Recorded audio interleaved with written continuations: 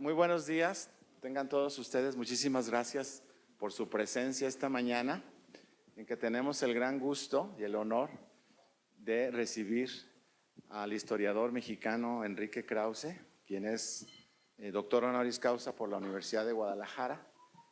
El doctor Krause es doctor en Historia por el Colegio de México e ingeniero industrial por la Universidad Nacional Autónoma de México.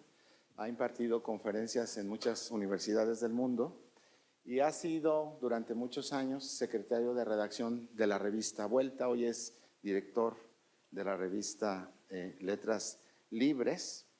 El gobierno español en el año 2003 lo condecoró con la Gran Cruz de la Orden de Alfonso X el Sabio.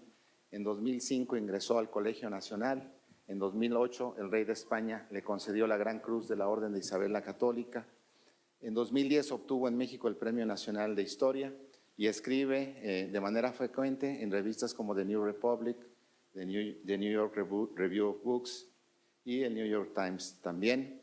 Entre sus más de 20 libros publicados cabe destacar Caudillos culturales en la Revolución Mexicana, que tengo entendido fue para su tesis doctoral, La biografía del poder, Siglo de caudillos, La presidencia imperial, Daniel Cosío Villegas, una biografía intelectual, entre otros. Y su obra más reciente, El pueblo soy yo, de la que va de la que va a dialogar con nosotros esta mañana. Nos da muchísimo gusto, doctor Krause, tenerlo aquí.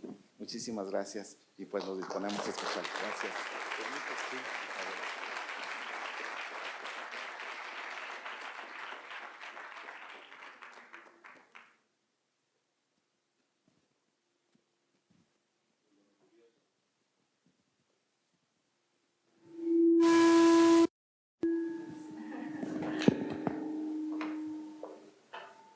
Muy buenos días, muchas gracias por acompañarme en esta mañana.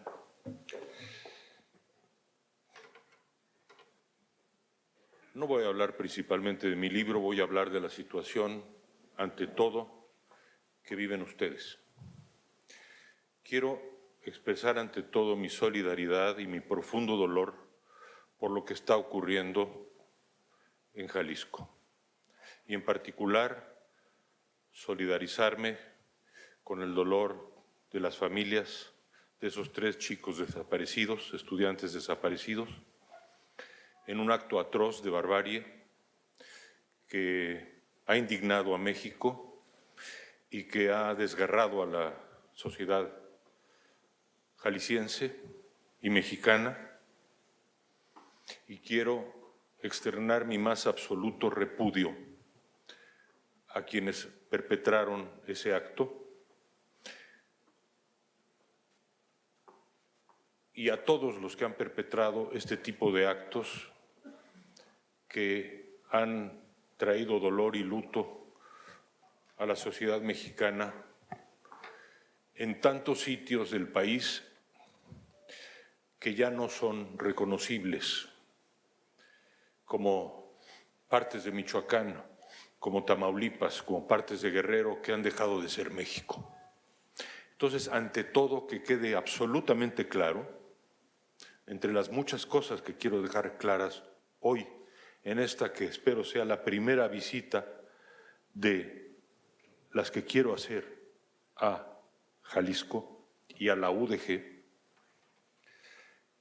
mi absoluto repudio a esos crímenes perpetrados por el crimen organizado y también en muchos lugares de México por la connivencia de ese crimen organizado con los poderes locales o estatales o con los poderes de cualquier índole. Eso en primer lugar. En segundo lugar, quiero hablarles a ustedes, que muchos de ustedes tienen la edad que yo tenía cuando fui el consejero universitario de ingeniería en las calles de ingeniería de la universidad en 1968. Participé en ese movimiento estudiantil hace 50 años, con el mismo espíritu de rebeldía frente a un gobierno autoritario que no permitía no solamente la libertad de expresión, sino la libertad de manifestación. Cuando caminamos por las calles de Insurgentes en junio de 1968, julio de 68, para más precisión,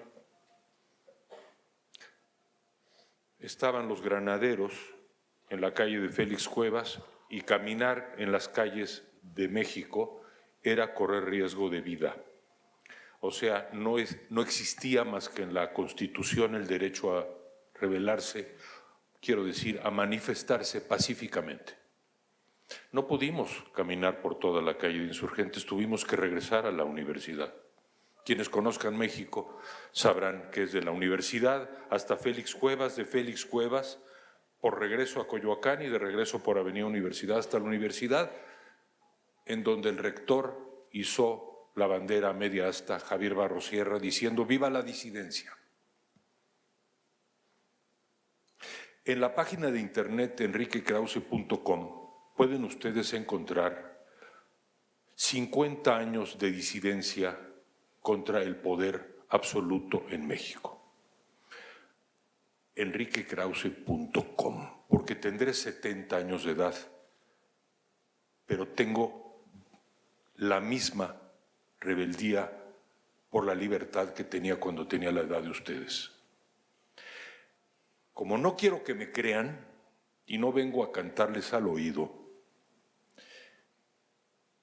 y como por supuesto me hubiera gustado hablar frente a los más radicales entre ustedes, y porque por supuesto me encanta hablar frente a los que no están de acuerdo conmigo, enriquekrause.com. Con esta misma voz van a encontrar un discurso que pronuncié el 15 de agosto de 1971, después de haber estado en la matanza del 10 de junio. Es la misma voz. Es un discurso que di en la Facultad de Ingeniería frente a las autoridades y ministros de Luis Echeverría, diciéndoles asesinos. Así que pantalones no me faltan, ni entonces ni ahora. 1971, 15 de agosto, por favor escuchen ese. También lean en esa página lo que escribí contra Echeverría, López Portillo, de la Madrid, Salinas de Gortari, sobre todo Salinas de Gortari. Y también lean en esa página lo que he escrito sobre Peña Nieto, lo que escribí sobre Fox y sobre Calderón, pero sobre todo sobre Peña Nieto. Pero no en un diario de México, en el New York Times, en donde antes de la Casa Blanca dije que a mí las reformas estructurales me tenían sin cuidado y no me emocionaban en absoluto. Nada. Porque aunque fueran reformas correctas, no se había resuelto el problema más importante de México, que es la inseguridad, la impunidad y la corrupción. New York Times, septiembre de 2014, antes de la Casa Blanca, enriquekrause.com. Ahí mismo van a encontrar un artículo diciendo Peña Nieto tiene que pedir perdón a México. Allí mismo van a encontrar otros artículos contra este régimen y van a encontrar también, si buscan en Google o en cualquier lugar, lo que le declaré a Loret de Mola la mañana vergonzosa en que Peña Nieto invitó a Trump a México. Así que a mí no me van a dar clases de disidencia o de crítica, ni siquiera los más anarquistas. Y ahora voy a hablar del anarquismo muy pronto. De modo que yo le pido a las autoridades de la Universidad de Guadalajara, que es mi universidad, que quede claro que lo que yo quiero es hablar en el Auditorio Salvador Allende.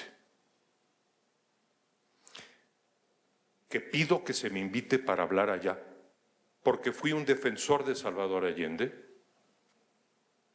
porque fui a Chile en los tiempos de la dictadura de Pinochet, escribí un artículo en 1979 que hizo que prohibieran la revista Vuelta de Octavio Paz en Chile.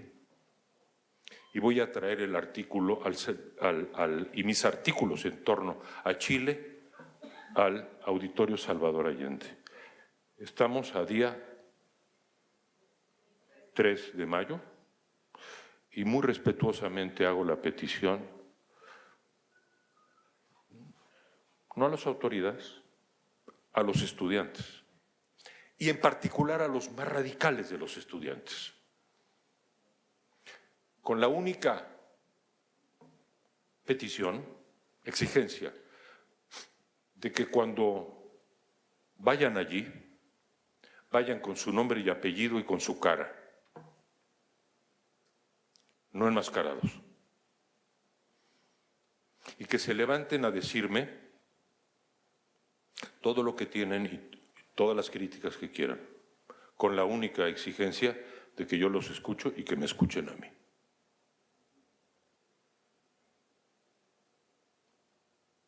Salvador Allende, el presidente por el que mi generación luchó, defendió. Presidente de izquierda, un presidente reformista profundo, que fue asesinado en un complot de la derecha chilena, los militares chilenos y Estados Unidos.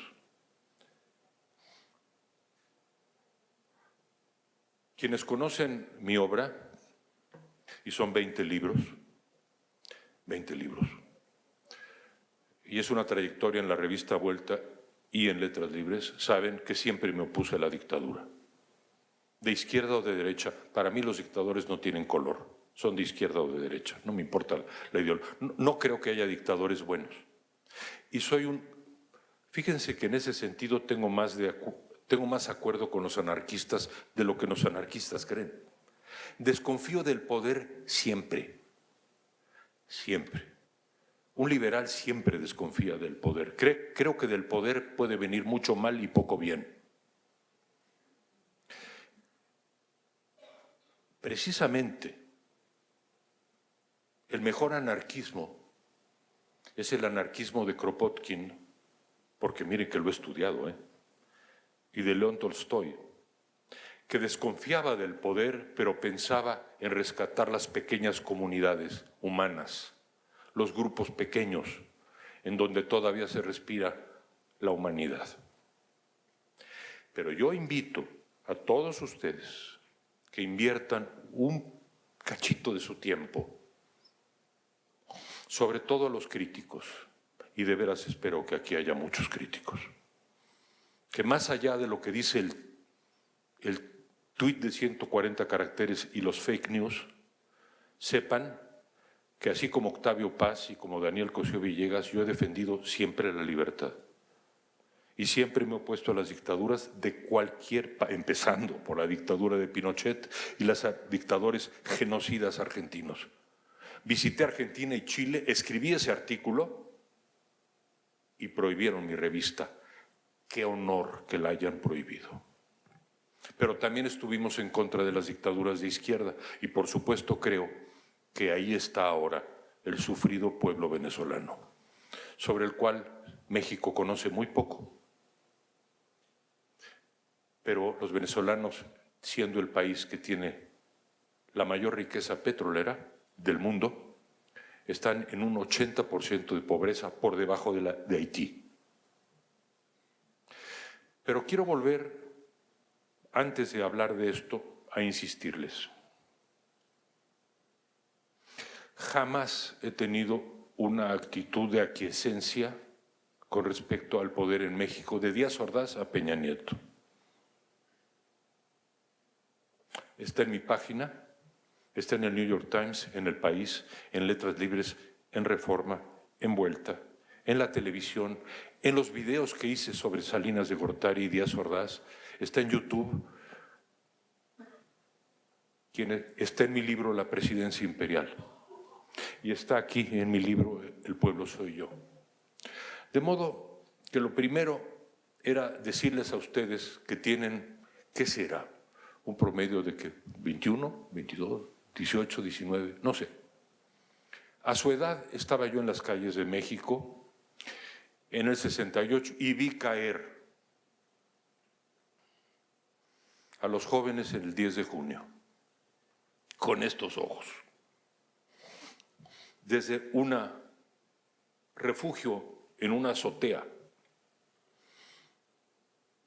Y está escrito y publicado en la revista Siempre, cómo agarraban a las mujeres y a los jóvenes y a macanazos los subían en las camionetas para golpearlos y llevarlos no sabemos a dónde.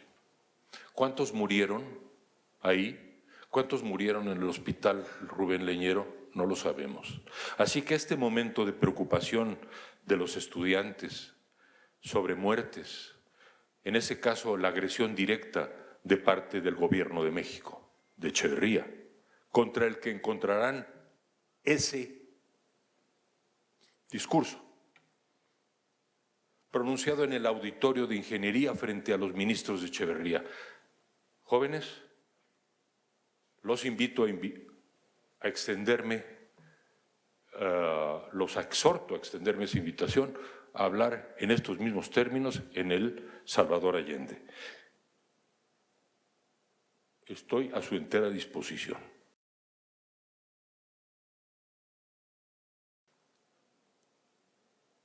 México necesita un cambio, no cabe la menor duda.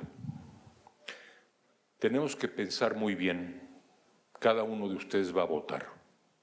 Yo no vengo a decirles por quién votar y por quién no votar. Yo soy un liberal que no tiene candidato. Soy un liberal huérfano de partidos.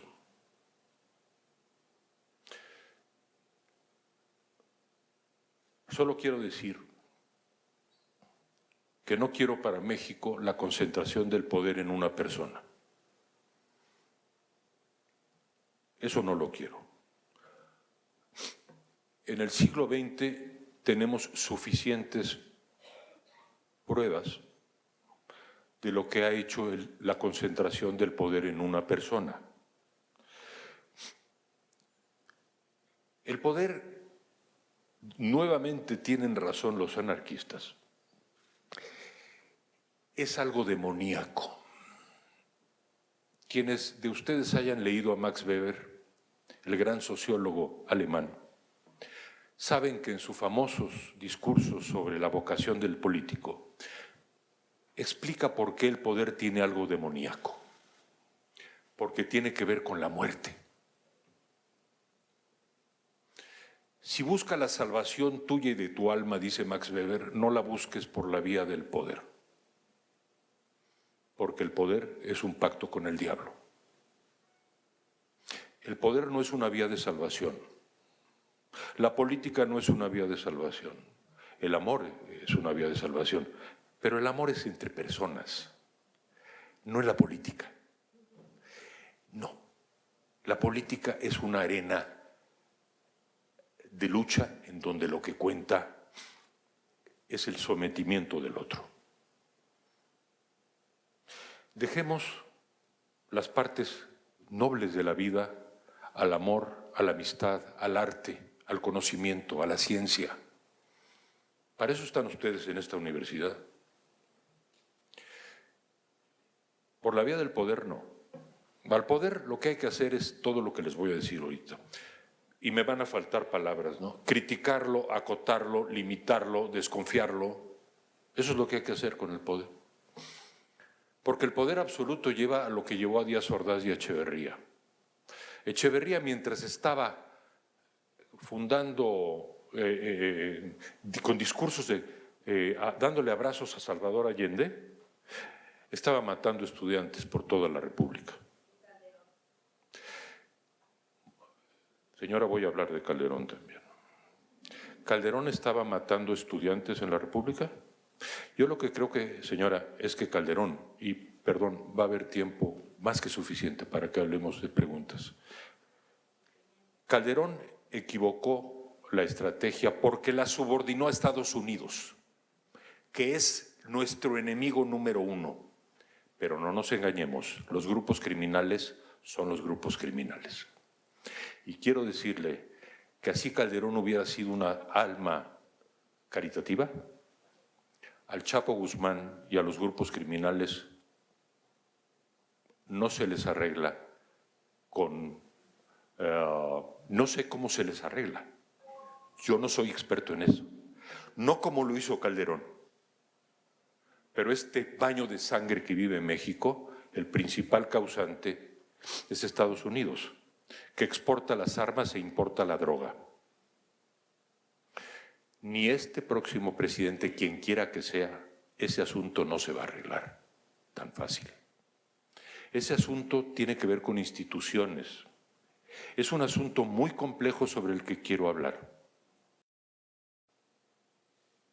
Todos los presidentes de México nos han fallado. Todos. Algunos más, otros menos. Hemos tenido presidentes que no lo han hecho tan mal. Y claro, tenemos el ejemplo de Lázaro Cárdenas. Yo diría que Ruiz Cortines no lo hizo mal. Zedillo propició la transición. Pero cuando culpamos a los gobiernos de los cientos de miles de muertos que han enlutado a México, no olvidemos el papel de, por favor, de Estados Unidos, que levantó el embargo de las armas en 2004 e inundó de armas a México. No olvidemos el papel de Estados Unidos, que es el que importa la droga. México tuvo una tasa de homicidios pareja desde 1930 hasta el 2000 y pico, 2001. ¿Por qué? ¿Por qué de pronto saltó así? Porque los colombianos le dieron el negocio a los mexicanos. Perdón, pero también existen los carteles del crimen, ¿eh? No solamente Calderón, Fox, Calderón básicamente y Peña Nieto. Cometieron un enorme error en ser dúctiles a Estados Unidos. Tendrían que haberles dicho, su guerra háganla ustedes, nosotros no la hacemos. Ahora, ¿quién sabe cómo había que tratar con los capos? No lo sé, nunca he visto a uno en mi vida, no sé cómo se hace, solo los he visto en televisión. Creo que así como yo creo que a los tiranos como Trump no se les apacigua si no se les enfrenta, tampoco creo que a los capos se les debe de enfrentar con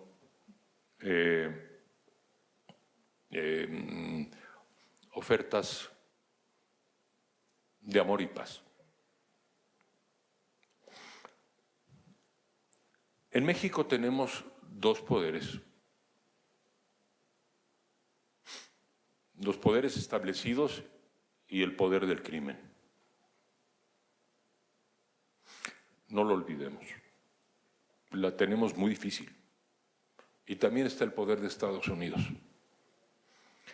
Entonces los jóvenes tienen frente a sí una situación, están madurando en una situación muy difícil, creo que más difícil que la de mi generación. Fíjense, nosotros cuando nos enfrentábamos básicamente a los presidentes del PRI, bueno, no era fácil, pero hicimos una batalla suficiente como para que en México hubiera elecciones y hubiera libertad de expresión y hubiera muchos partidos. Piensen ustedes en esto. En 1992, Carlos Salinas de Gortari empezó con la idea de que se quería reelegir. Les voy a contar esta anécdota. ¿Ustedes sabían eso, que se quería reelegir Salinas en el año 92? Bueno, pues se quería reelegir. Entonces me invitaron a un programa de radio para hablar del tema de la reelección en la historia de México. Y fui y empecé a hablar del tema de la reelección. Y entonces de pronto se cortó el programa. Y me llamaron a la dirección de la radiodifusora para decirme, fíjate que no va a pasar el programa. Porque nos habló don Fernando Don Fernando era Fernando Gutiérrez Barrios, el poderoso secretario de Gobernación. Pues fíjense que no pasó el programa, porque comprometía al presidente. La libertad de expresión no existe en Tamaulipas, ni en Guerrero, ni en muchas partes de México, pero existe mucho más de lo que existía en los tiempos de los 60, 70, 80 que ustedes no vivieron. Número uno, no podemos perder la libertad de expresión. Debemos defender la libertad de expresión ante todo. Número dos, las elecciones.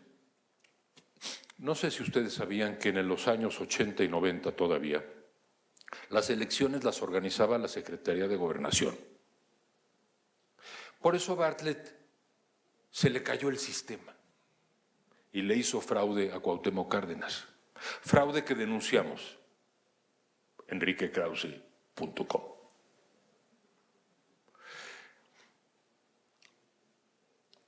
Ahora las elecciones, y llevamos varias, no las organiza la Secretaría de Gobernación.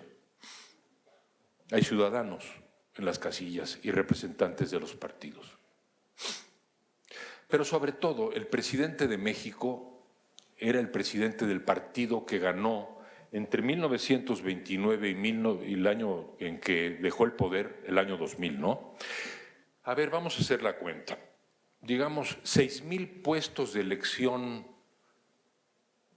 ¿Les parece 6,000 cada sexenio? Quizás son más, porque estamos hablando de municipios, estados, diputaciones,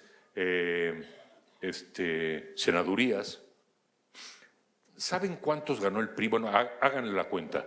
11 sexenios por 6,000. Pero yo creo que me estoy quedando muy corto. Yo creo que estamos hablando de cientos de miles de puestos que ganó un solo partido. El PAN ganó la primera gubernatura en 1989. Y eso porque se la regaló el PRI. Nosotros luchamos contra la Secretaría de Gobernación organizando elecciones.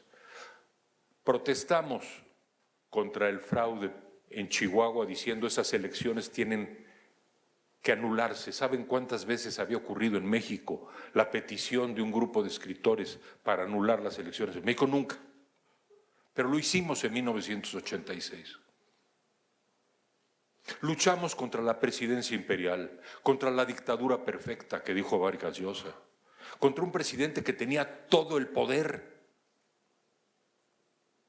Tenía el Congreso, tenía la Cámara de Diputados, la de Senadores, la Suprema Corte de Justicia, toda, no se diga la televisión, soldado del presidente.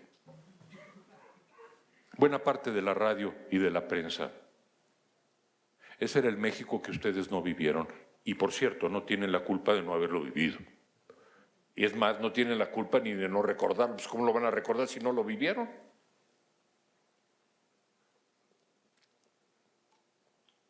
En la presidencia imperial y en mis programas de televisión he querido recordar ese mundo atroz en donde el poder absoluto estaba concentrado en la figura del señor presidente, al que lo único que había que hacer es besarle la mano.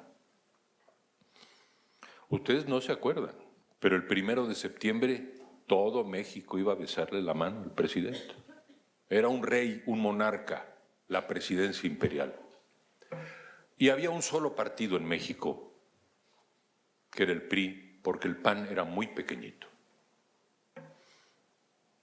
Y los partidos de izquierda estaban proscritos, hasta que Cuauhtémoc Cárdenas tuvo la histórica decisión de fundar el PRD y unió a los pequeños partidos de izquierda que empezaban a estar actuando desde los años 80. Entonces, muchachos, a mí no me importa si se va a hacer o no se va a hacer el aeropuerto. Me tiene sin cuidado la reforma energética. Tengo opiniones, creo que es sobre la economía. No soy un neoliberal, soy un liberal a mucha honra y un demócrata. No creo con los neoliberales que el Estado tiene que desaparecer, el Estado tiene que dar salud, educación y seguridad sobre todo. Y muchas otras cosas. Pero sobre todas las cosas, soy un hombre que desconfía del poder absoluto. Porque el siglo XX, recuerden la experiencia del siglo XX, ¿cuántas veces, qué ha pasado en los distintos pueblos que concentran el poder en una sola persona? No hay partidos, no hay corte, no hay representación en congresos, no hay libertad de prensa, hay la voluntad de una persona. Hagan la cuenta de lo que pasó en Europa y en América Latina con ese tipo de regímenes. Invariablemente el poder concentrado, el poder en general, hace daño. Ahora, concentrado en una persona hace más daño. De eso estoy seguro. Entonces, lo único que yo quiero para México es que siga habiendo libertad para que yo pueda hablar con ustedes aquí y para que se cumpla, que pueda yo hablar en el auditorio Salvador Allende y para que escuche todas las opiniones y todas las críticas y todos los cuestionamientos con respeto. Con respeto que no quiere decir, muy buenas tardes, qué gusto tenemos aquí de... No. Simplemente, respeto quiere decir simplemente no insultar. Nada más. Buenas tardes, estoy absolutamente en contra de todo lo que usted es y piensa. Y le voy a decir por qué. Muy bien, lo escucho. Y déjeme contestarle. Por lo pronto, como preámbulo de esa conversación, les suplico que entren a la página enriquekrause.com y que oigan el discurso frente a Echeverría y oigan el discurso y lean todos los artículos que aparecen allí. Por cierto, son 12. He escrito 500, no 12. Cuando menos. Pero claro, solamente puse allí los más emblemáticos. ¿Por qué los puse? Porque a mí nadie me va a dar clases de oposición crítica a los gobiernos, porque llevo 50 años en eso. Así que si me van a criticar, critíquenme, pero critíquenme por lo que he dicho, no por lo que no he dicho.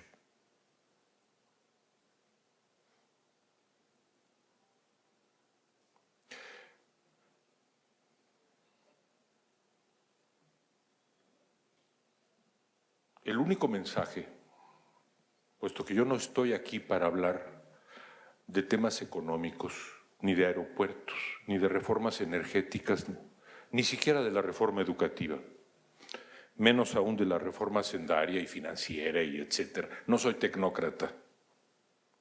Yo creo que mucho más que el hombre vive de muchas cosas además del pan y que primero está muchos otros valores, como la seguridad y muchos otros problemas como la impunidad, como la corrupción. Corrupción que está en esos artículos señalada. Y frente a Estados Unidos, el próximo presidente tiene que plantar cara y decirle lo que dije yo. Al tirano no se le apacigua, al tirano se le enfrenta. Y váyase usted al carajo, Trump, si usted sigue hablando así de los mexicanos. Vamos,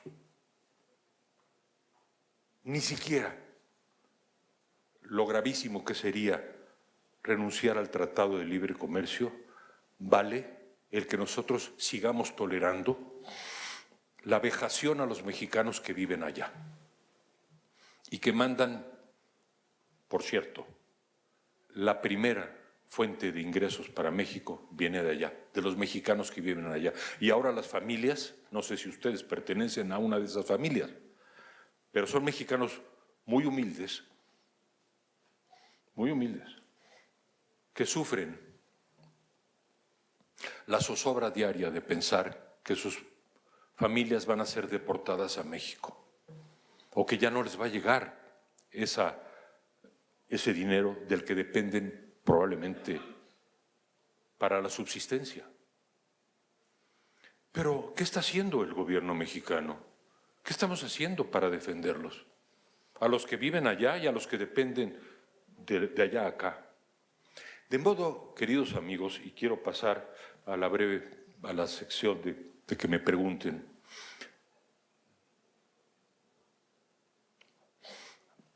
Hay muchas razones por las cuales hay que protestar y criticar y rebelarnos contra esta realidad.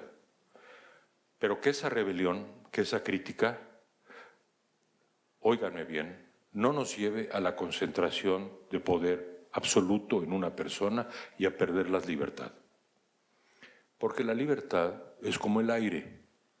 ¿Ustedes cuánto tiempo le dedican al día a pensar en el aire? Nada, ningún minuto. Nadie se levanta en la mañana diciendo, ay, qué cosa tan rara es esto de respirar, hombre. No. La libertad es como el aire porque solamente se aprecia cuando se pierde. Entonces, les agradezco mucho su presencia, a todos. Mi petición queda en pie. Quisiera hablar en el auditorio Salvador Allende, preferiblemente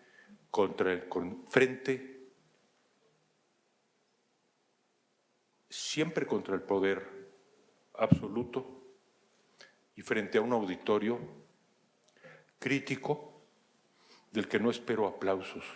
No me interesan los aplausos. Me interesa el diálogo. Me interesa tratar de convencer y escuchar para ser convencido. No me gustan las descalificaciones, no me gustan las mentiras, no me gustan las calumnias. Es la única. Yo no suelo hablar de mí. Yo no he escrito mi autobiografía, ni he escrito cosas sobre mí. Perdón, en esta ocasión en Guadalajara, puesto que la Universidad de Guadalajara es también mi casa, por ese doctorado tan honroso que me dieron, me permití hablarles un poco de mí, para decirles que estoy con ustedes, digamos que 50 años adelante que ustedes, pero los viejos somos como los abuelos a veces. Tenemos que voltear atrás a decirles a los jóvenes, está bien, camina, se puede, pero también tratar de advertir. Y si toda la vida, desde Díaz Ordaz, desde los muertos de Díaz Ordaz, hasta ahora, el poder absoluto hizo tanto daño en México, bueno, sí quiero explicarles, valoren la libertad. Cuidemos la libertad. Salgamos de todos los problemas de México poco a poco. Quizá les toque a ustedes sacarlos adelante. Más bien, no tienen de otra. A menos de que sean inquilinos de México. ¿Son inquilinos de México? No, yo no soy inquilino de México. Este es mi país. Este es el país que alojó a mis abuelos perseguidos por Hitler. Este es el país donde nací, donde he vivido y donde moriré. Pero en este país tenemos que cuidar la libertad y los poderes son muchos y terribles. El desafío que tienen es muy grande. Digamos, espero estar aquí, les caiga bien o no les caiga bien, junto con ustedes para dar esa pelea. De todo corazón, muchas gracias.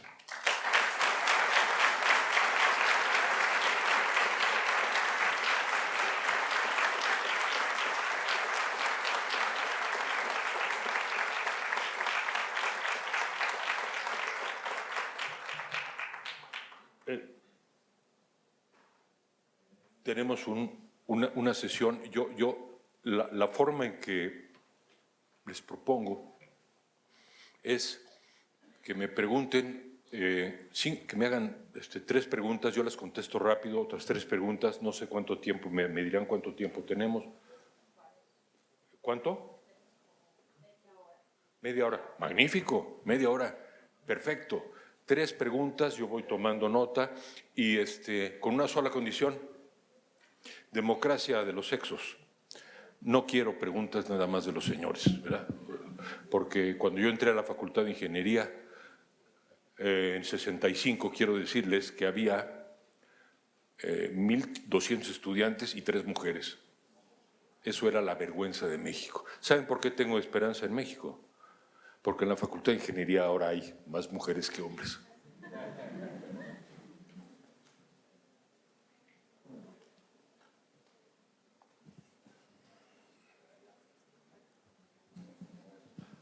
Tú dala, hombres y mujeres. Bueno, tengo el honor de empezar. Seré concreto. Simplemente a lo largo de su obra, que pues he podido, algunos textos, he detectado ciertas condiciones en donde habla del poder, de los que están alineados con el poder, los no tan alineados y los que no están alineados. La pregunta en concreto sería, y desde mi particular punto de vista, viendo autores como Hobbes, como Locke, los clásicos, que el Estado, como definición, somos todos. Entonces, ahora en este contexto donde estamos construyendo, a partir de las elecciones, ¿qué papel, a partir de lo que usted expone en su obra, de los no alineados, tan alineados, etcétera, sería que estemos todos incluidos en la solución y que realmente el poder esté en todos? O sea, no solamente en esos actores que figuran en el contexto nacional. Muy bien.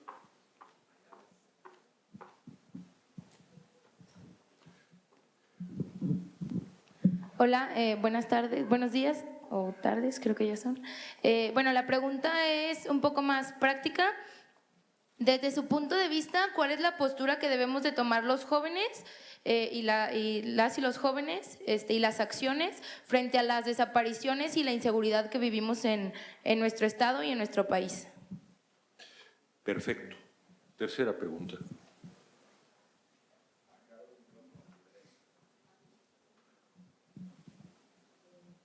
Bueno, Me gustaría mucho siendo breves, que agradezco que me digan su nombre. mi nombre es Lucía. ¿Puede hablar alto, por favor? Sí, mi nombre es Lucía y quería preguntarle, usted mencionaba que el problema más grande de México era la impunidad, la corrupción y la inseguridad. Quería saber qué pensaba con respecto a la desigualdad, si eso no es un problema mucho mayor, y la concentración de las riquezas, junto con el vínculo del Tratado de Libre Comercio, y si no piensa que el Tratado de Libre Comercio con Estados Unidos, que usted dice en cierta medida favorable, quisiera saber por qué, y si no sería conveniente que fuera un tratado con América Latina en vez de hacerlo con Estados Unidos y Canadá. Muy bien.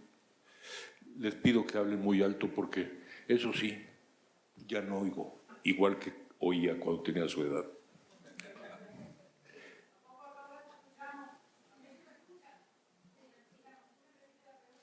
No, lo escuché muy bien, ¿eh? Esa pregunta sí la escuché, ¿cómo no? Bueno, en primer lugar, en la época de la presidencia imperial o de la dictadura perfecta que decía Mario Vargas Llosa, la subordinación al poder del presidente era casi total. Digamos, la Iglesia no estaba tan subordinada, ¿no? Es decir, realmente, pues la Iglesia no obedecía al presidente. Digo, la Iglesia finalmente es una institución universal, pero tenía arreglos con el presidente, ¿no? Había algunos medios de comunicación, por ejemplo, Proceso. Esa no era subordinada. La revista Vuelta nunca fue subordinada. Los grupos guerrilleros no eran subordinados, no solo no eran subordinados, sino que eran adversarios.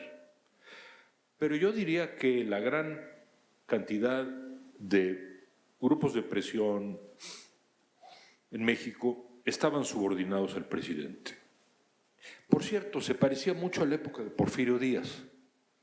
Porfirio Díaz había tal subordinación del poder que, vamos, no me lo van a creer, pero hasta los matrimonios desavenidos iban a ver a Porfirio Díaz. Este asunto no lo arregla más que don Porfirio. Vamos a verlo. Es que no, y así pasaba, de veras. El presidente de México era una figura sagrada. No obstante, tenía una característica importante en la época del PRI que quisiera explicar. El poder del presidente de México residía en la silla presidencial, en la institución presidencial. O sea, Echeverría no era popular o poderoso por llamarse Luis Echeverría. Es más, cuando salía de la silla presidencial se volvía nadie. Nadie. Era todopoderoso 6 años. Y al día siguiente, ni quien se acordara de él. Porque la fuerza era institucional, era la silla presidencial. Mi observación es que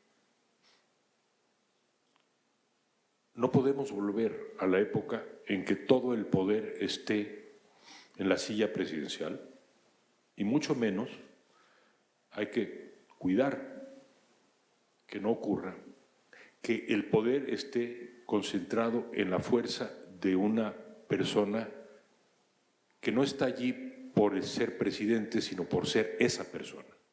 Por ejemplo, Santana, en el siglo XIX, quiero decirles a ustedes que lo adoraba todo el mundo. Fue presidente, se los dice un historiador, pero vayan a mi libro Siglo de Caudillo. Fue presidente 11 veces. En la guerra contra Estados Unidos, ¿a quién mandaron traer? A Santana. ¿Y quién lo mandó traer? Todos, liberales, moderados y conservadores. Todos, desde Melchor Ocampo hasta Lucas Alamán. ¿Por qué? Porque era el hombre indispensable. Porque la gente lo adoraba. Y por cierto, Santana, al que le faltaba una pierna, recuerdan ustedes, era una lata y un frívolo, pero la verdad es que era valiente. Y este hombre levantó un ejército de 6,000 hombres de la noche a la mañana, y ahí van los mexicanos valientes, con sus guaraches, mal comidos, en una jornada de 3 horas, de 3 días, a pelear contra los yanquis, y casi los vencen en aquella batalla de Cerro Gordo. Era Santana. ¿De dónde estaba la fuerza de Santana? ¿En ser presidente o en ser Santana? En ser Santana. Luego, recuerdan que el presidente Calles dijo: se acabó la era de los caudillos, empieza la época de las instituciones. Y por eso se instituyó la presidencia cada 6 años, en donde el presidente es importante por ser presidente, no por ser Juan Pérez. Y dijo Calles: México no puede volver a ser el país de un solo hombre. Y yo le contesto a usted, mi libro se llama El pueblo soy yo, porque yo tengo preocupación por todos los líderes que en el siglo XX y en nuestro tiempo consideran que ellos son el pueblo. Yo prefiero escribir un libro próximo que diga: el pueblo es el pueblo. El único pueblo es el pueblo. Si decide mayoritariamente, como parece, por un candidato, seré el primero en levantarle la mano, el brazo, pero también seré el primero en tratar de evitar que se amase el poder absoluto. En segundo lugar, sobre la importantísima pregunta de los jóvenes. Yo entiendo la desesperación, la zozobra, el coraje, el miedo, la indignación, todos los sentimientos. Lo que le puedo decir a usted es que en países, en muchas ocasiones, lo que se requiere es una inmensa manifestación pública que vaya más allá del Internet. Yo lo que quisiera ver es una manifestación de 300,000 jóvenes en las calles de Guadalajara. No sé cuántos hay, 500,000, 600,000. Que Guadalajara se vuelva la vanguardia de una manifestación pública como las manifestaciones del 68. Esas manifestaciones eran contra Gustavo Díaz Ordaz, que había violado y habían ya asesinado a algunos jóvenes. Esta manifestación es contra el crimen, yo diría contra quien resulte responsable. No nos hagamos tontos. Aquí en México existe el poder político, pero también existe el poder criminal. Entonces, que sepan que la inmensa mayoría de la sociedad lo repudia. Que lo sepan. ¿Cómo lo van a saber? ¿Realmente creen ustedes? Y miren, yo soy un usuario excesivamente activo del Twitter. Soy uno de esos pobres esclavos del Twitter. Me estoy tratando de quitar un poco esa adicción, pero tiene una parte buena de diálogo, ¿no? Un poco, ¿no?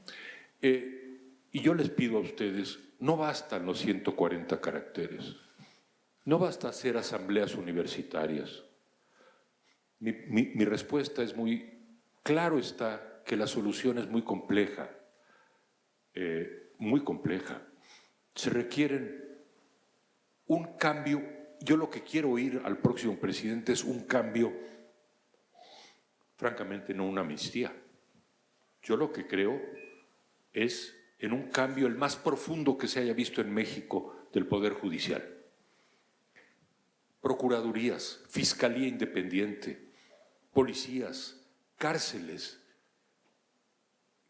investigación, inteligencia, inversión en inteligencia, justicia. El siglo XX olvidó la justicia. El presidente era el que elegía quién se hacía justicia y quién no. Necesitamos, ¿sabe usted qué tanto? Necesitamos una especie de presidente de la justicia mexicana. Pero los jóvenes tienen que salir a la calle con pancartas pacíficamente diciendo ya basta con el crimen. Pero que ese mensaje no solamente sea dirigido a las autoridades que sin duda tienen la responsabilidad son las responsables de que no existe el crimen, pero también tienen que llegar a tocar a los criminales mismos, que a veces son las autoridades, pero a veces no. Entonces, esa es mi sugerencia. A la tercera pregunta que le escuché muy bien, en 1803 un gran sabio vino a México que se llamaba Humboldt, quizá algunos de ustedes saben quién era, Alexander von Humboldt, y escribió un gran libro sobre México. Y dijo, México, Nueva España, se llamaba entonces, es el país de la desigualdad.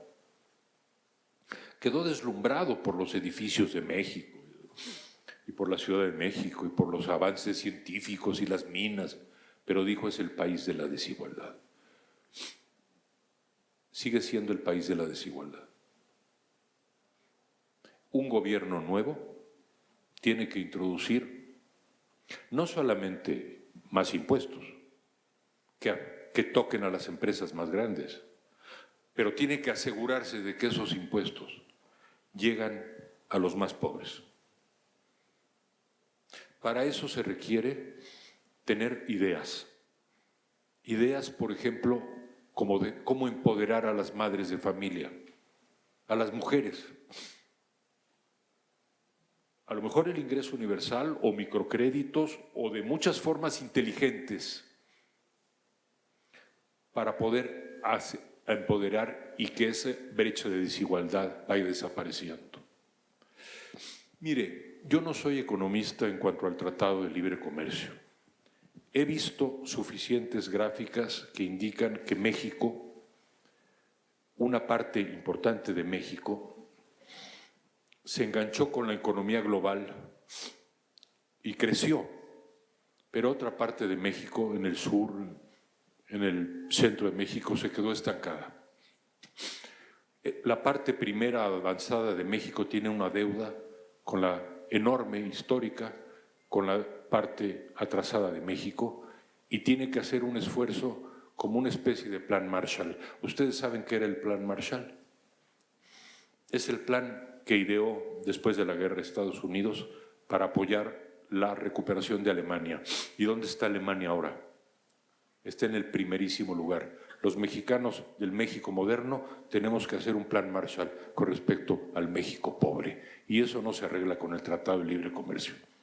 Eso se arregla entre nosotros, todos en una cruzada a favor de ese México pobre. Pero ojo, esto no es labor de un solo hombre. Es una labor de instituciones. Y hay instituciones para eso. El presidente Lula, que ahora enfrenta problemas, instituyó un programa que se llamaba Hambre Cero. Muy importante. En Bangladesh se inventó el Banco Grameen. ¿Saben qué es el Banco Grameen? Es un banco que le presta muy poquito dinero, y con intereses, pero a largo plazo y sin garantías a las mujeres de Bangladesh. Ha sacado de la pobreza a cientos de miles de personas. Esa es una vía para México. Porque ese banco no tiene gente que no le pague.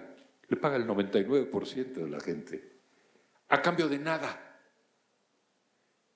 El señor le presta a la señora Gómez del pequeño pueblito tal, o de la vecindad tal, o de la colonia tal, porque quiere poner una taquería, o porque quiere comprar una bicicleta para poner sus tacos. Aquí está el dinero. Me pagas con un interés y me pagas a 5 años. Eso es lo que hay que promover en México y muchas otras ideas que encontrarán ustedes en un autor que, si no lo han leído, por favor, más importante que ver mi página de internet, léanlo, se llama Gabriel Said. 84 años de edad y es el autor discreto, nunca nadie ha visto una fotografía de él, pero es el autor más importante en estos temas de México, en un libro que se llama El progreso improductivo. No necesitamos poderes concentrados en una persona, necesitamos más economistas inteligentes con propuestas creativas como Gabriel Said. Tomo 3 preguntas, las 3 siguientes.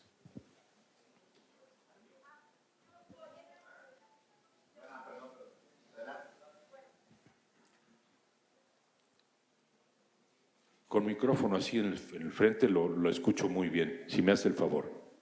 Bueno, mi nombre es Larisa y al escucharlo decir que usted está en contra del poder absoluto y el poder concentrado, mi pregunta es, ¿cuál cree que sea una manera viable de diversificar el poder? Pero sobre todo, ¿cuál es la forma en que las mayorías pueden superar sus limitaciones para reclamar ese poder que se les ha quitado? Muy bien. Puros jóvenes, por favor, porque se tiene que tener, es otra condición, mujeres, hombres y menos de... Hola, buenos días. ¿De 25? ¿De 30? Bien. Bueno, buenos días. Muchas gracias por la conferencia y enhorabuena por su nuevo libro. Mi pregunta es, ¿usted cómo ha observado la concentración del poder del liberalismo económico a comparación de su especulación sobre la concentración del poder único en una persona? Sí. Adelante. Adelante. ¿Otra?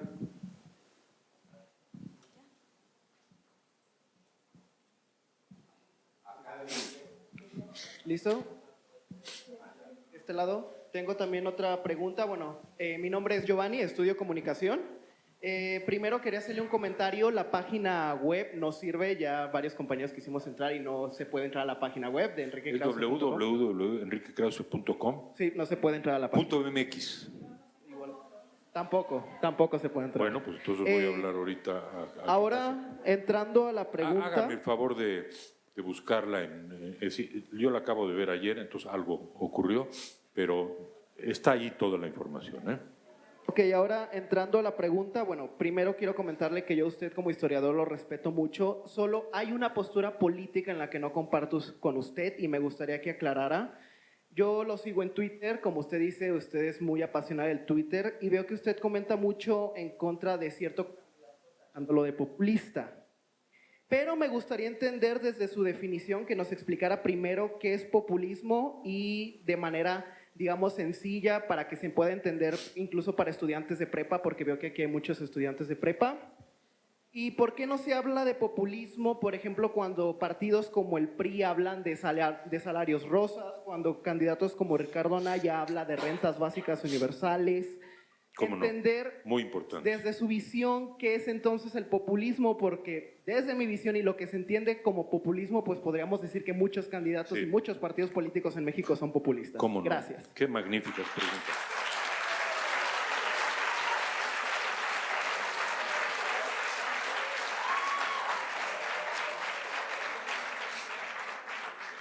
Mi libro se llama El pueblo soy yo. Mi libro no se llama Contra el populismo. He escrito mucho en Twitter. No creo haber usado con frecuencia la palabra populismo. A mí la palabra que me preocupa es la concentración del poder en una persona. Aquí está mi libro. Voy a contestar directamente esto.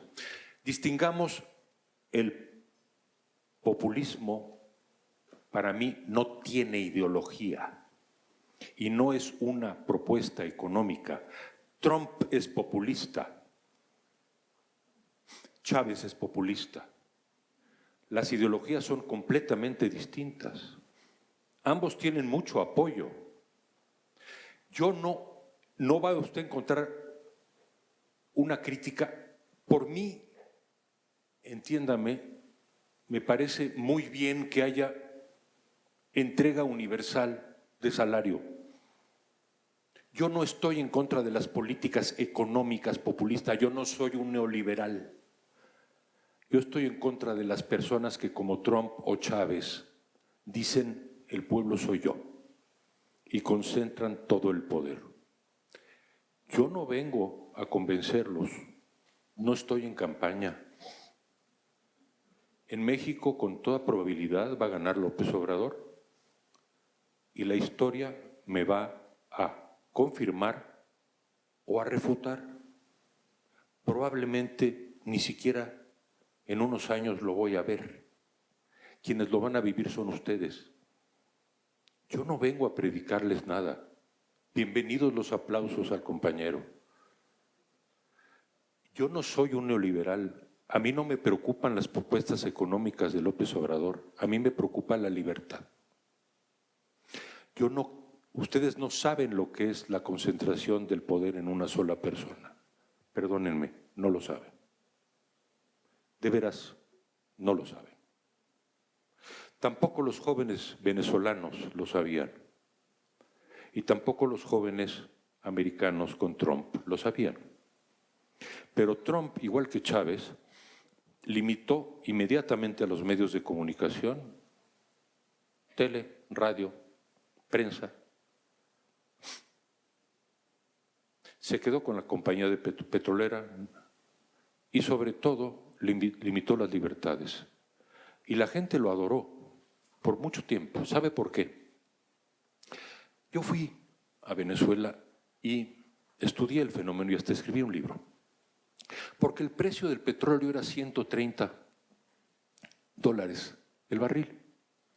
Y mientras se destruía la economía, si le entran miles de millones de dólares, usted puede darse el lujo de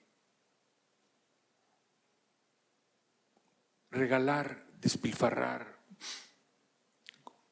como usted quiera. Porque en ese país solo se hacía la voluntad de Hugo Chávez. Por favor, estudien lo que pasó allá. Ningún país es igual a otro, pero Estados Unidos está luchando por preservar la democracia, la libertad de expresión en un país que tiene 240 años de ser democrático. Entonces, yo le agradezco mucho sus palabras y sobre todo, joven, le agradezco mucho la ponderación de sus palabras. Porque yo a usted lo respeto igual que usted me respeta a mí. En el libro van ustedes a encontrar que yo defino el populismo no como una política económica o social. sino como una forma de poder. Una forma de poder. Echeverría tuvo políticas económicas populistas. Sí. También López Portillo. Hay algunas de esas políticas, como por ejemplo el salario universal o incluso las becas que propone López Obrador, con las que yo estoy de acuerdo. ¿Eso me hace populista? Bueno, a lo mejor sí. Pero mi definición de populista es política. Tiene que ver con el poder, no con la economía. Tiene que ver con el talante autoritario de que en un país solo mande una voz. Si tiene la mayoría de votos, tiene derecho a mandar. Y tiene derecho, al día siguiente, a cumplir exactamente el mandato que dijo. No se construye el aeropuerto, se revierte la reforma energética, se refiere la reforma educativa, todo lo que ha dicho. Tiene derecho, absoluto derecho. Y no seré yo quien hable de defender eso. No. Y por favor le pido que en mi Twitter trate de encontrar en los últimos, en todo este tiempo, defensas del aeropuerto, de la reforma energética. Yo no hablo de esas cosas. Yo nada más me refiero a la concentración de poder, porque eso lo tengo muy arraigado en mi conciencia. Sé lo que la concentración del poder en manos de una persona ha hecho con la humanidad, y eso me preocupa. Si el 97% de esta asamblea, de este auditorio, decide que ese es el camino, no seré yo quien, yo no vengo a predicar, más que a recordar, como un historiador que tiene 50 años de trayectoria en México, que la concentración del poder en manos de una persona es muy peligrosa. ¿Cómo limitarla? Y eso es a lo que yo llamo populismo. Vea usted el ejemplo húngaro, Viktor Orbán, populista de derecha, nacionalista, antimusulmán, antiminorías. Vea usted a Trump, populista de derecha, antiminorías. Ahora vea a Hugo Chávez, populista de izquierda. Perdón, yo no encuentro muchas diferencias, Y a mí la ideología, porque además vaya usted a Estados Unidos y pregúntele a la gente que todavía, que son 40% casi, que apoya a Trump, y pregúntele si Trump está en favor de la gente y le va a decir que claro que sí, que está en favor del obrero y que qué bueno que se... Y por supuesto en contra de los mexicanos que vienen aquí a quitarnos Eso es un populista de derecha. Igual que Chávez, con su concentración de poder y sus políticas, y vea usted los resultados. Entonces, yo creo que a lo que los estoy simplemente llamando a reflexionar es a lo que me lleva a la segunda pregunta. ¿Cómo se limita el poder? A todos nos caen gordos los partidos políticos. Y a mí como liberal, que he dicho que no tengo partido, me han decepcionado todos. Es mejor tener varios partidos políticos que uno solo. Yo no sé si usted esté de acuerdo conmigo, pero créame que estoy profundamente seguro de lo que digo. Cuando tuvimos a un solo PRI, no quiero un solo PRI, no quiero un nuevo PRI. Quiero que la tenga muy difícil el que gane, que tenga que explicar mucho a la sociedad, que haya libertad de crítica, que podemos hablar como estamos hablando ahora en todos los medios, que no ocurra que yo quiera ir al radio y me digan, pues fíjate que ya hablaron de la Secretaría de Gobernación que no puedes ir. Entonces, no pierdan de vista que yo estoy hablando de política, no de economía.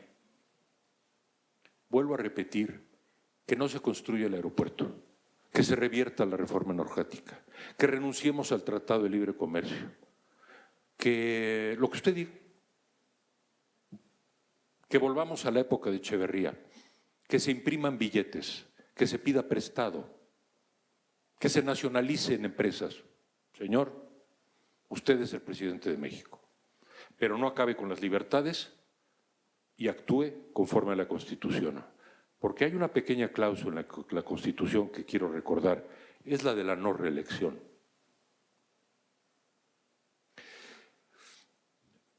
México tiene muchos problemas, ¿no? Pero ¿están de acuerdo que no ha habido ningún presidente que se haya reelecto? Porque esa es la democracia finalmente. Básicamente, lo que Karl Popper, el gran teórico de la democracia, decía es esto. La democracia es la capacidad de castigar al gobierno que lo hizo mal. Y mire que se la va a castigar a Peña Nieto, ¿no? Pero desde luego. Bueno, yo quiero que esté abierta la posibilidad de castigar a quien quiera que sea el próximo presidente de México. Pero si el poder llega a ser absoluto para un partido, una persona, eso puede también estar en riesgo. Eso es todo mi punto. Y finalmente, liberalismo económico. Yo nunca he defendido el liberalismo económico. Estuve a favor del Tratado de Libre Comercio porque creo que ha beneficiado más que perjudicado a los mexicanos, pero también acabo de decir que hay muchos mexicanos en el campo que se dejaron atrás y se olvidaron. El liberalismo político no es necesariamente el mismo que el liberalismo económico.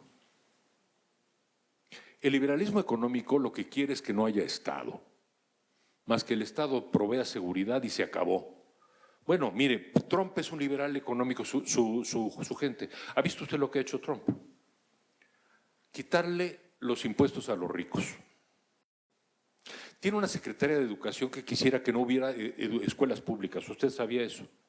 No hay escuelas públicas, que haya únicamente escuelas privadas. Y desde luego estaba en contra de la Obamacare y de la seguridad pública, ¿no? Yo estoy absolutamente en contra del liberalismo económico visto así. Yo quiero que la Secretaría de Salud y el Seguro Social, que fue un orgullo para México, estén mejores y el ISSSTE también, y que haya buena educación pública para los niños mexicanos y que haya seguridad. Necesitamos un Estado eficaz, eficiente, limpio. Para eso se necesitan leyes, más bien se necesita cumplir las leyes y lo han hecho muy mal los gobiernos del siglo XX y del siglo XXI. Entonces, el liberalismo en el que yo creo es el que defiende simplemente lo siguiente, que haya libertad para que podamos discutir. El liberalismo no es una ideología, es una actitud. Tú me escuchas, yo te escucho, no te convenzo, no me convences, pero no sacamos las pistolas. Es una disposición a escuchar y hablar. Concluyo esta ronda porque todavía tenemos un poco de tiempo, yo creo, ¿no? ¿Ya no? Bueno, quiero concluir esto. Dos cosas, nada más. Primero, agradecerles de veras de corazón. No intento haber convencido a ninguno, más bien, no voy a pedir una votación sobre convencer o no convencer. Basta haberlo intentado. Voten en plena libertad. Voten por quien les dé confianza. Y si es arriesgado, arriésguense. La vida es equivocarse también. Solo se aprende equivocando. No les vengo a decir nada salvo lo que dice mi libro. Antes y después y durante la elección, sobre todo después, mantengan este recuerdo nada más. Vino a hablarnos del poder absoluto concentrado en una persona. De eso vino a hablarnos. Cuando pase un año o dos o tres o cuatro, dirán ustedes, ¿qué pasó? Si nos fue muy bien. Mire, creció el país, bajó el crimen. ¿Cuál concentración de poder? Sigue la libertad de expresión. Sigue la división de poderes, la Cámara, el Congreso, el Poder Judicial. ¿Qué pasó? Y yo estoy frente a ustedes en ese momento hipotético y les digo, muchachos, tiene razón. Yo lo advertí de buena fe. Qué bueno que me equivoqué. Es de humanos equivocarse. Debo decirles que temo tener razón. Pero no estoy seguro, no soy profeta, ni tengo línea directa con Dios. Tengo mi experiencia y mis libros. Y en segundo lugar, de veras, de corazón, muchas gracias a los que están de acuerdo, a los que no están de acuerdo, a los que están medio de acuerdo, a los que están medio en desacuerdo. Gracias por este diálogo que de verdad quiero que se repita si me invitan y que lo tengamos en un auditorio que tiene el nombre para mí inolvidable de ese gran socialista, pero también de ese gran demócrata que fue Salvador Allende. Muchas gracias.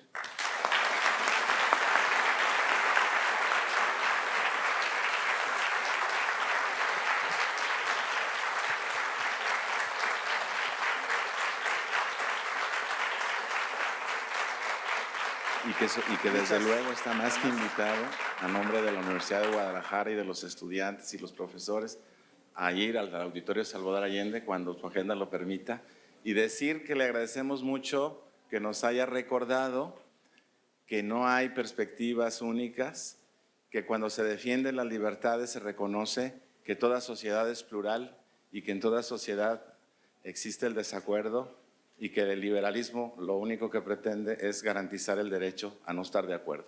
Así que, pues muchas gracias y mucho éxito también. Gracias.